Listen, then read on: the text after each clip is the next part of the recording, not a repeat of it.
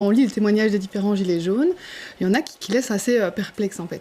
Il y avait par exemple, c'était dans la Libre Belgique, je pense, un certain Gary Ducran, moi je ne connais pas, visiblement c'est un youtubeur, et lui expliquait que donc il a 2500 € par mois et que il peut pas aller en vacances en Espagne et donc il est condamné, je ne sais pas si c'était le terme, à aller à la mer du Nord. Et donc à partir de quand on s'estime qu'on devient précarisé? Quand on fait plus un voyage à l'autre bout du monde chaque année, donc ça devient difficile aussi dans cette question-là de savoir ceux auxquels on a droit.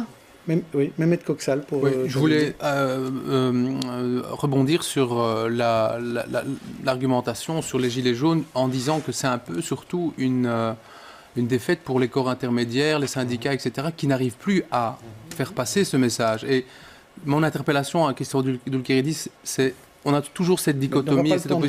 Mais vraiment, le côté la fin du mois contre la fin du monde, donc les gens qui marchent pour le climat, c'est la fin du monde, les gilets jaunes, c'est la fin du mois qui n'arrivent pas à boucler. Comment articuler cette... Ce sera le sujet d'une émission 3 ou 4 heures, qui durera 3 ou 4 heures, on n'a pas le temps. Les coups de cœur à présent.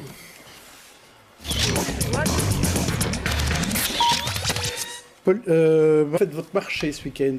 Oui, alors il y a un marché de Noël durable au Tanner, donc voilà, on parlait de climat, on parlait de colibri. La période de Noël serait que ça peut donner envie de consommer, mais donc là aussi, une bonne occasion de voir comment le faire. Plaisir d'hiver, c'est ça? L'un n'exclut pas l'autre, mais... Alors, maintenant...